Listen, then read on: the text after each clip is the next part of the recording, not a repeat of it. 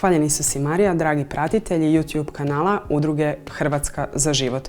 U našim serijalima možete vidjeti videe koji vam opisuju čime se sve bavi, odnosno koje je djelovanje naše udruge. U ovom videu upoznat ćete jednu mladu, talentiranu i sposobnu damu, a to je naša Petra Milković. Petra je vrsna organizatorica raznih događaja inicijative 40 dana za život, jer je i njezina direktorica za cijelu Hrvatsku, kao i dopredsjednica Udruge Hrvatska za život. Upoznajmo Petru.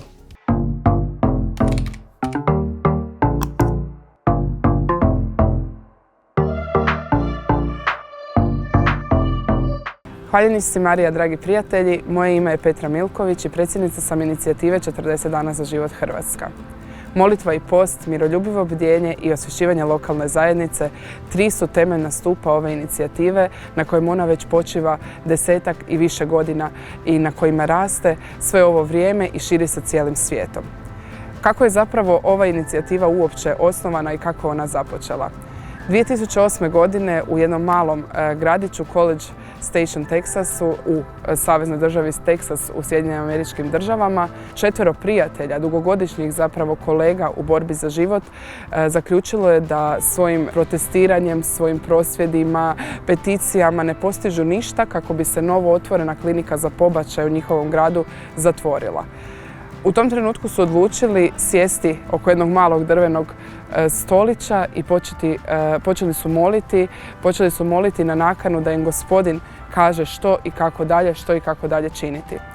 Tako su u molitvi svi 4 dobili tu brojku 40, a svi znamo da se evo i u Svetom pismu broj 40 spominje puno puta na puno različitih mjesta i u puno različitih događaja kroz Isusov život i u Starom zavjetu i u Novom zavjetu kroz mnoge prispodobe. Taj broj 40 uzeli su kao jedan okvir i odlučili su 24 sata dnevno ispred svoje klinike za pobačaje bdjeti i moliti na nakanu da se ta klinika zatvori i da u toj klinici, u tom njihovom gradiću zauvijek prestane namjerni pobačaj. Već nakon prve kampanje uspjeli su smanjiti pobačaj za čak 28% po statistikama i po podacima koje su imali i iskreno nakon te prve kampanje bili su izmučeni, izmoreni, zaista nisu više imali snage, međutim vijest o njima, o tome kako su započeli tako jednu veliku stvar, se proširila kroz cijele Sjedinjene Američke Države i grad po grad javljali su im se malo po malo da bi htjeli ponovno tako nešto pokrenuti u svome gradu i da bi htjeli imati inicijativu u svome gradu. Tada su to 4 prijatelja, a među njima su bili David Bereit i Sean Carney, koji su osnivači inicijative, zapravo postavili temelje inicijative, odlučili da se inicijativa temelji na molitvi i postu, miroljubivom bdjenju i osvješćivanju lokalne zajednice, odlučili da će inicijativa 2 puta godišnje provoditi miroljubivo bdjenje po 40 dana i ona se samo krenula širiti dalje i dalje.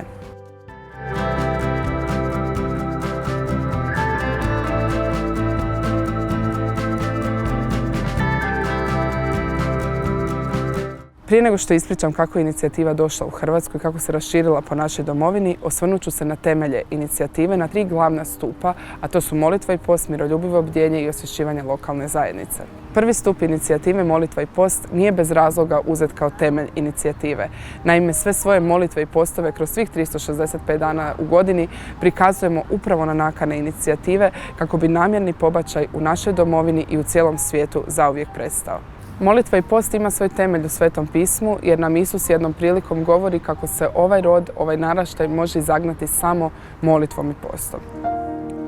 Drugi stup inicijative je miroljubivo bdjenje. 2 puta godišnje po 40 dana izlazimo pred bolnice i domove zdravlja, pred klinike za pobačaje, ne samo u našoj domovini nego i diljem svijeta, kako bismo molili i bdjeli kao posljednji znak nade onim majkama i očevima koji misle da nemaju drugi izbor nego napraviti taj namjerni pobačaj, ali kao prvi znak ljubavi i milosrđa onim majkama, onim očevima i svima onima koji nose tešku ranu pobačaja. Održavanje miroljubivog bdjenja veže se uz proljeće i uz jesen. Zato se to i zovu proljetne i jesenske kampanje, a ona na proljeće počinje uvijek na Pepelnicu, završava na Cvjetnicu, a jesenska kampanja počinje krajem rujna i završava uvijek početkom studenog. Često nas pitaju zašto smo baš ispred bolnica, domova zdravlja i klinika za pobačaje. Zašto nismo ispred sabora, gradskih poglavarstava, sudova, ispred parlamenata. Međutim, baš u bolnicama, baš u domovima zdravlja, baš u klinikama za pobačaje naša nerođena braća i sestre gube svoje živote. I zato smo tamo kako bismo bili znak nade i znak ljubavi za sve majke, za sve očeve, za svo medicinsko osoblje, za sve one koji nose ranu pobačaja, za sve one koji trebaju nadu, kako bismo im je pružili baš na tom mjestu gdje smo zadnja linija obrane te majke i tog nerođenog djeteta. A zašto osvješćujemo lokalnu zajednicu o problemu pobačaja? Nijedan problem trenutno u svijetu nije veći od problema namjernog pobačaja. Nijedna kriza, nijedan rat, nijedan potres, nijedna bolest ne odnose toliko ljudskih života kao što ga odnosi namjerni pobačaj.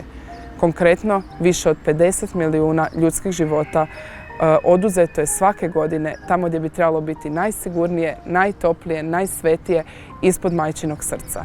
50 milijuna naše nerođene braće i sestara godišnje na taj način i na tome mjestu gube svoje živote.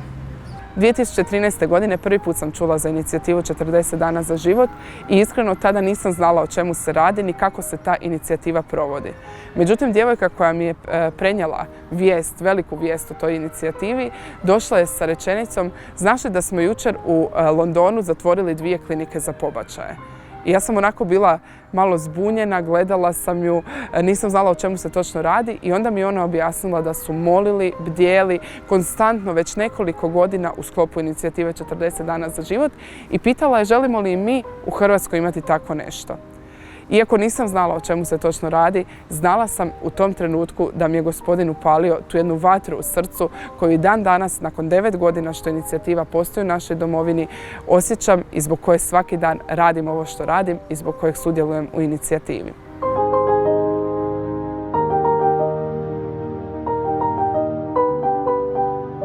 U međuvremenu je Ante Čaljkušić, pokretač inicijative u Hrvatskoj, čuo za ovu inicijativu i naš zajednički prijatelj spojio nas je kako bismo porazgovarali i vidjeli možemo li tako nešto pokrenuti u Hrvatskoj.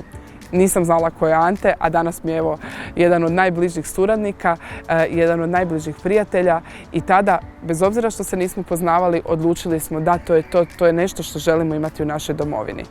Međutim, kada smo pokretali inicijativu, evo bit ću iskrena, nismo očekivali da će se ona toliko velikom brzinom pokrenuti u mnogim gradovima Hrvatske. U Korizmi 2014. počeli smo bdjeti ispred Kliničkog bolničkog centra Sestre Milosrdnice u Zagrebu. Bolnica po bolnica, grad po grad i evo ove kampanje koja nam dolazi, ali i svake sljedeće imamo sve više i više gradova. Ova kampanja koja nam predstoji imat će uključeno čak 37 gradova u cijeloj našoj domovini. Zapravo svi dijelovi Hrvatske uključeni su na neki način u ovu borbu, u ovu inicijativu za život. I zašto baš inicijativa 40 dana za život? Učinkovita je, miroljubiva je, zaista mijenja srca, zaista ima plodove i velike rezultate. Više od 130 djece spašeno je zato što je netko bdio i molio ispred hrvatskih bolnica i domova zdravlja. Tih 130 djece je dio od više od 23.000 u cijelom svijetu koji su do sada spašeni upravo zbog inicijative. Mi znamo često reći da su to samo djeca za koju mi znamo i samo ona djeca čija smo svjedočanstva čuli, svjedočanstva njihovih majki koje smo upoznali. Međutim, vjerujemo da tu ima puno više djece i još više spašenih života za koje možda ne znamo i za koje ćemo saznati tek u vječnosti. Puno i neposrednih plodova, prijateljstava, brakova, druženja, nekih drugih sitnica koje mi pratimo i koje gledamo i kojima svjedočimo svaki dan. Čuda su moguća i mi njih svjedočimo baš kroz ovu inicijativu. Ono što nam je jako važno je spas svake ljudske duše. To je ono što znamo da je i Bogu drago, da je naša duša Bogu neprocjenjiva i da se moramo boriti baš za svaku dušu. Vjerujemo da po mnogim molitvama, po mnogim postovima koji su prikazani Gospodinu baš na ove nakane, ljudska srca se mogu mijenjati i to vidimo i svjedočimo kroz ovu inicijativu.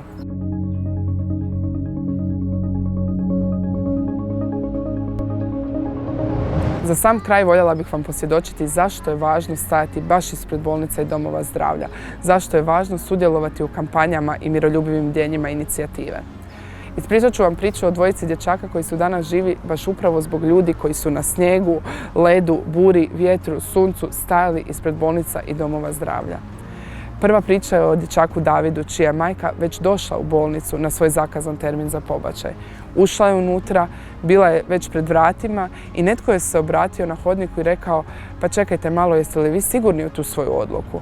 Ona je zaista bila izbezumljena, nije htjela pobaciti, ali mislila je da nema baš nikakav drugi izbor, posao nije imala, imala je već jednu djevojčicu, suprug isto nije radio i mislila je da je baš pobačaj njezino rješenje. Međutim, ta osoba koja se obratila rekla je: pa znate, tamo ispred bolnice netko moli i čeka i bdije i možda vam može pomoći. Ivana svjedoči kako je izašla van, sjela je na nogostup i doslovno čupala kosu jer je bila sva u strahu i nije znala koji je njezin daljnji korak i što dalje učiniti.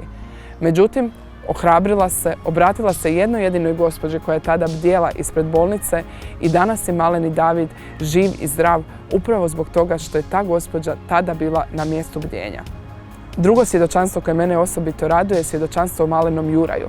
Naime, njegova majka vidjela je molitelje čak 2 godine prije nego što je Juraj začet. Zaista nikad ne znate čiji ćete život promijeniti time što ste tamo ispred bolnice, što ste tamo na mjestu gdje vas možda vrijeđaju, gdje možda slušate poruge, gdje vam možda nije tako ugodno. Međutim, mama našeg malenog Juraja prolazila je ispred bolnice jedan dan kako bi išla na neke pretrage. I strašno smo išli na živce, zna to često reći. Čak nam je napismeno ostavila da zašto smo tamo, što tamo radimo. Mi smo joj tada odgovorili na njezine poruke i ona nas je jednostavno zaboravila, odmahnula je rukom na sve što smo joj argumentirali i što smo joj bili rekli. Međutim, nakon 2 godine, kada je ostala trudna, sa obitelji koja joj nije željela pomoći, koju nije željela podržati, sa ocem djeteta koji je rekao da će biti uz nju sa bilo kakvom odlukom koju ona donese, sa već zakazanim pobačajem dan kasnije, sjetila se da je 2 godine prije vidjela ljude kako mole i bdiju ispred bolnice.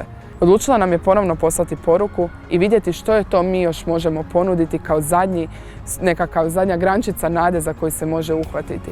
Taj isti dan dogovorili smo susret, našla se sa našom Dijanom koja vodi tim za trudnice Nisi sama i danas je maleni Juraj živ i zdrav 3-godišnjak, a njegovi majka i otac presretni su što ga imaju u svojim životu. Ovo su bile samo 2 priče od mnogih veličanstvenih koje su ispisane Božjom rukom baš kroz ovu inicijativu. I zato vas evo pozivam da se uključite kao volonter, kao molitelj, kao bilo tko ko moli, posti na nakane inicijative, na nakane da namjerni pobačaj zauvijek prestane, da ova bijela kuga, kako ju je nazivao blaženi Alojzije Stepinac, zauvijek prestane u našoj domovini. Vjerujem da ćemo upravo kroz inicijativu, kroz molitvu i post, miroljubivo bdjenje i osvješćivanje lokalne zajednice vidjeti početak kraja pobačaja u našoj domovini i u svijetu.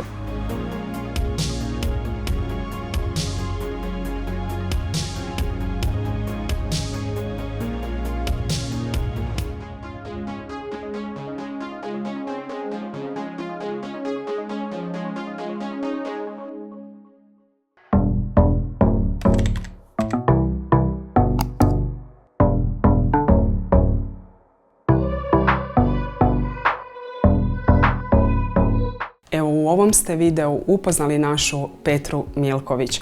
Vidite koliko toga odrađuje u našoj udruzi Hrvatska za život i kako je to velik i opsežan posao. Sve ovo ne bi nikako bilo moguće bez naših volontera, bez naših molitelja, bez dobročinitelja i bez svih onih koji pomažu da se jedno dijete rodi. Ako se i vi želite uključiti, slobodno to učinite, molite, postite, donirajte, javite nam se, kontakti su u opisu ovog videa. Hvala vam.